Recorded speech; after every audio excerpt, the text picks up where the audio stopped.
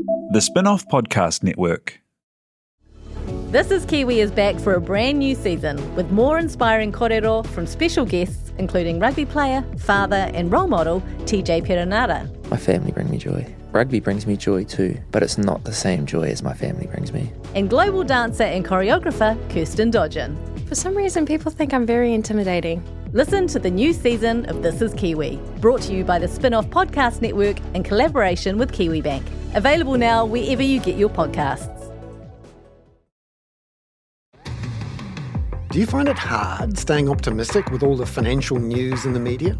I'm Bernard Hickey, and on my podcast, When the Facts Change, I'm here to help you navigate the ever-changing landscape of economics in Aotearoa. So join the conversation every Friday on When the Facts Change, brought to you by the Spinoff Podcast Network in partnership with KiwiBank. They're supposed to be fun, and I try to think about them really hard, but there's always the possibility that you'll say something that will just completely ruin someone's life by accident, and I live in total fear of that all the time.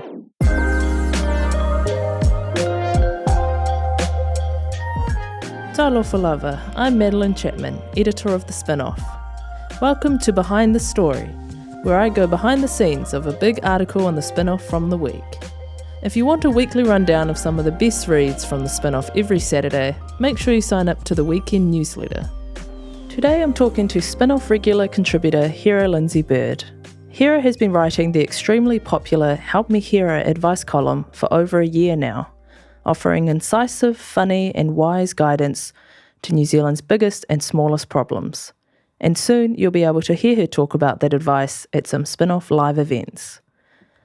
I wanted to speak to Hera this week as she's also an Olympics obsessive and has written about the Games, specifically which events should be culled and which should be included.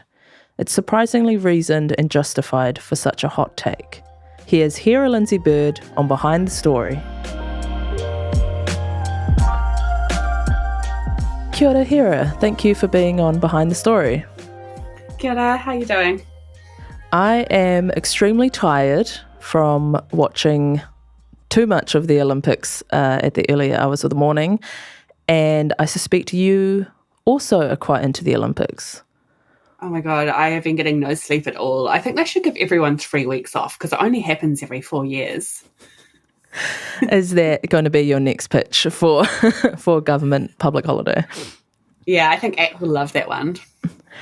You actually wrote something, as much as you love the Olympics, you wrote something this week, headlined 10 sports we should cut from the Olympic program and what could replace them, which is quite a controversial headline because I think people get so enthusiastic about the Olympics and it feels almost personal somehow to suggest that there should be fewer people allowed to compete there and actually this sport maybe should not exist. How did you approach a topic like that while also managing to, I think, pull off it being extremely reasonable and very clearly in the spirit of loving the Olympics? With no sensitivity or thought at all is how I approached it. I mean, I think most of the sports, I'm an Olympics maximalist. I think we should just have every sport, and I think it should run for an entire year, and we should do it again every year because it's just my favourite time. And I would absolutely watch year-round Olympics. It actually makes me think. I do have a sports subscription to Sky because I watch the Premier League, but I was like, oh, maybe I should start getting into waking up at 3 a.m. and watching judo competitions and stuff.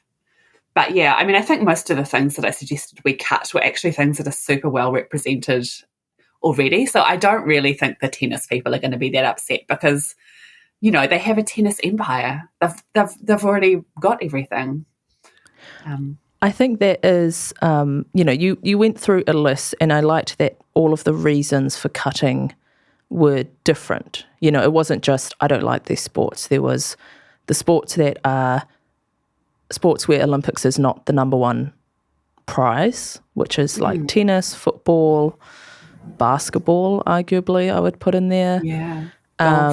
Golf. Basically also sports that people make a lot of money elsewhere. And so it is kind of, for the love of the game as opposed to the pinnacle of their sport. And one thing you didn't put in that I am a big proponent of, and people don't love hearing me talk about, is that the one person should not be able to win 6 medals at a single Olympic Games. I think the Olympics should be set up where if you win a medal, you are winning one, because that is like the one thing that you can do. So the fact that swimmers have the ability to win multiple medals suggests that there are too many events that are too similar, and they should cut some of them, because one person should not be able to win more than one medal.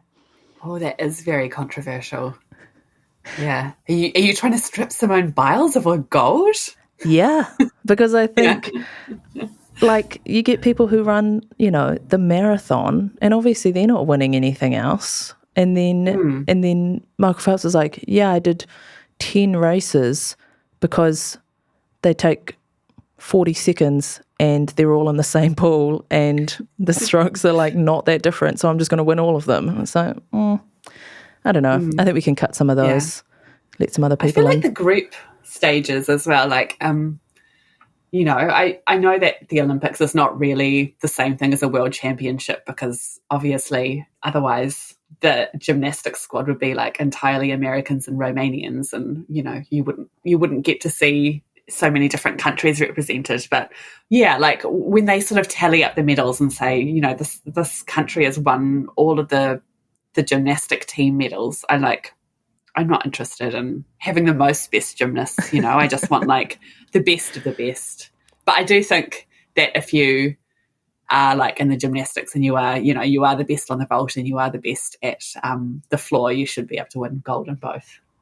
I did. You did a little drive-by of synchronized diving, which I do love a bit of synchronized diving, but I watched the 10-meter women's platform diving, and the Chinese team won by it was like watching professionals compete against amateurs. Like they won by so much, and then they just casually mentioned, oh yes, they are currently number 1 and 2 in the world for individual platform diving.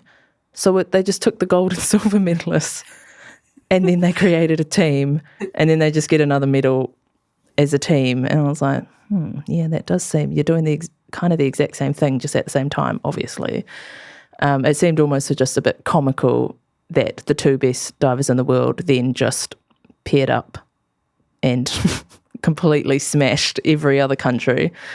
But now we're sounding like massive Olympics haters. But you do genuinely love watching, and I feel like we will see probably at least 1 or 2 more Olympics pieces from you before the games are done. Yeah, hopefully. I mean, I just even in the sports that you don't sort of go into, every 4 years I discover sort of a fascinating new sport I've never thought about before. Like one of my friends is really into fencing, and we were talking about there's been like massive scandals in the international fencing community, which I had never heard of before. But like if there's anything I'm passionate about, it's like hobby drama, people's the weird feuds. And today there's been like all of that stuff with the boxing, which is really interesting. I mean, it's not really interesting. It's like J.K. Rowling like losing her mind on the internet because she's a fucking moron. But yeah, there's so many weird like I love like why do they have their heart rates in the archery? Like I just there's so much fascinating as a person who's like not a sports person. It's such a fun time for me because there's like so much that I'm sure that regular people know about these sports, but it's like it's very fascinating. There is quite a funny thing in the rowing. We had a great night of rowing last night, 3 medals, but I do kind of laugh that they just love to put athletes' ages in the list, like it's literally country, name, age. And I was like, I guess that's kind of interesting, but not really. It's just like, oh, there's a 24-year-old and a 32-year-old. Great. Like the commentators could just mention that if they wanted to, but it's like part of the official announcement of the teams is, and here's how old this person is. Sometimes it gets confusing when their numbers are quite similar. Like, this is terrible. I did watch all of the triathlon and I thought the New Zealand guy was amazing. And I think his name is Hayden, but I can't remember his surname. Hayden Wild. But his number is 21. And I was like, oh, he's 21 years old. That's and then they had his age come up later and he was like 26. And I was like, oh, I have no Olympics literacy.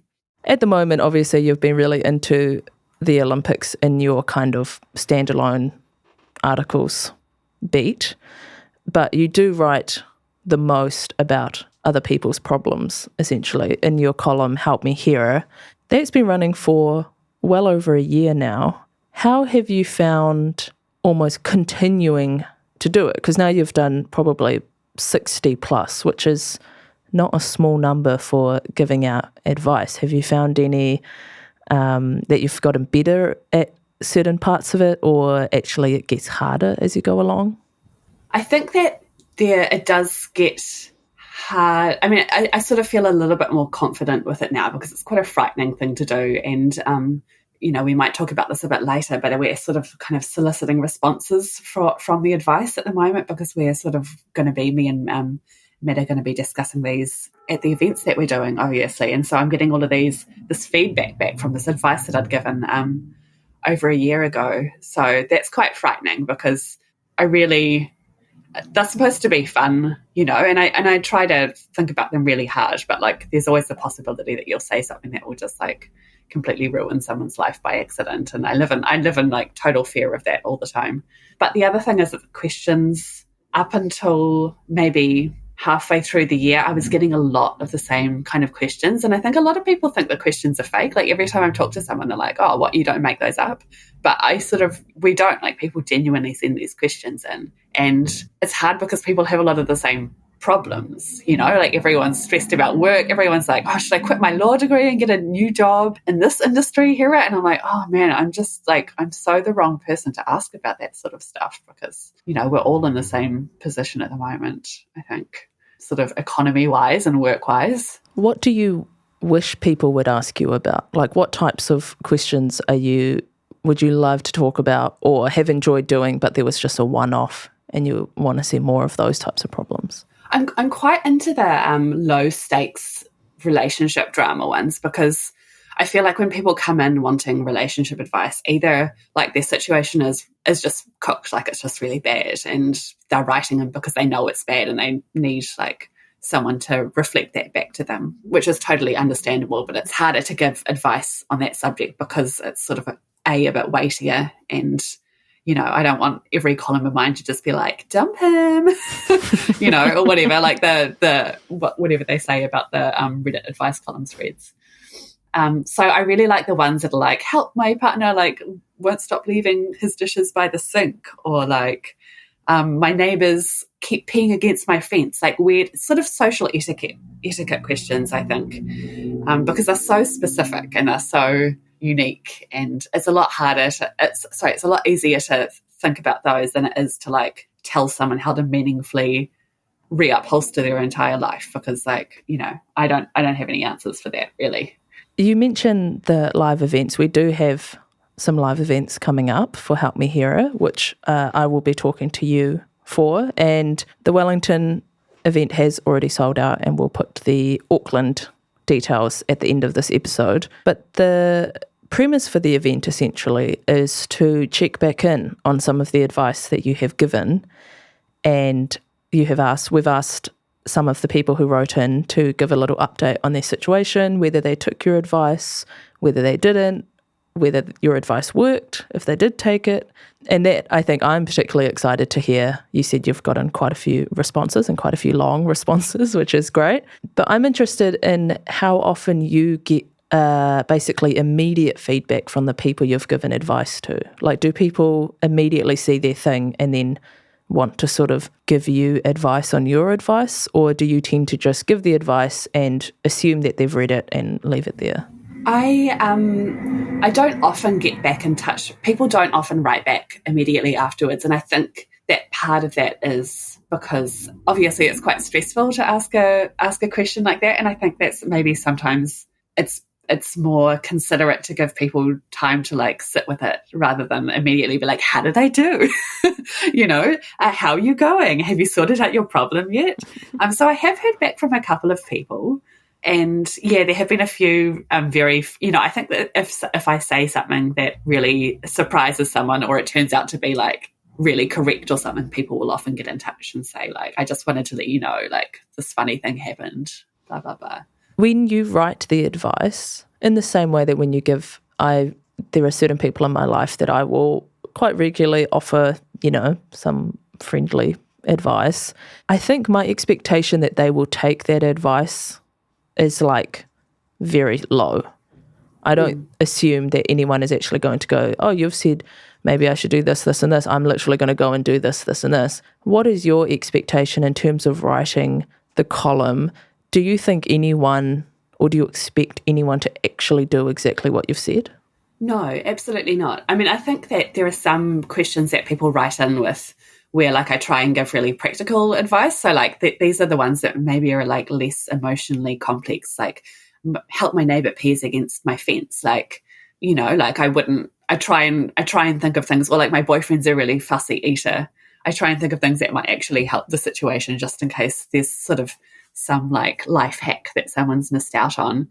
But for the more emotionally complex ones, or for people who are really like struggling in their relationship or struggling in their career, I definitely don't expect people to take that advice, because I know that from my own perspective, whenever I've like reached out for advice for something, sometimes you just have to hear something like 20 times before you really believe it. And that's sort of helpful, but it's like not something you would necessarily be like actioning immediately. It's kind of like just helping someone think about their problem in a different way. Yeah, but I think especially with the relationship stuff, it's really hard. And I would never, even if someone wrote in with like a really messed up situation, it's really hard to make decisions like that. And you wouldn't want to do it based on like what some random lady on the internet says. You'd want that to be like reflected in what your friends have said to you over the years and what your parents think. And yeah.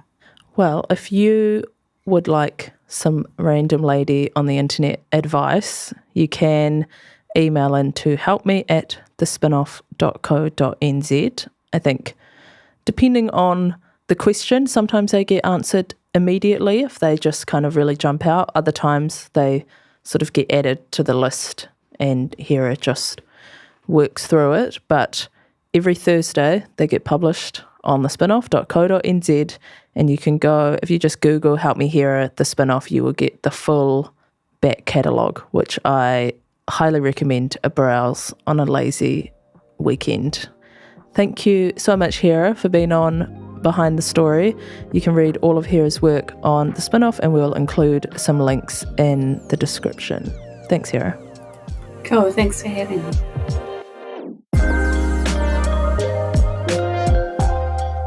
That was Hera Lindsay Bird on Behind the Story.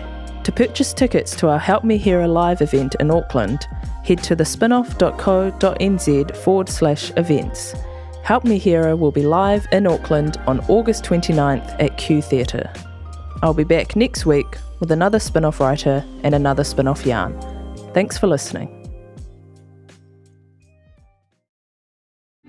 Kia ora, I'm Duncan Grieve, founder of The Spinoff. You can help us keep all of The Spinoff's award-winning journalism free for everybody by becoming a member today at thespinoff.co.nz/donate.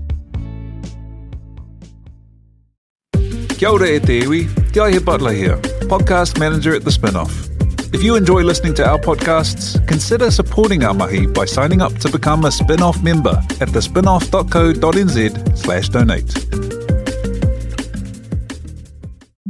The Spinoff Podcast Network.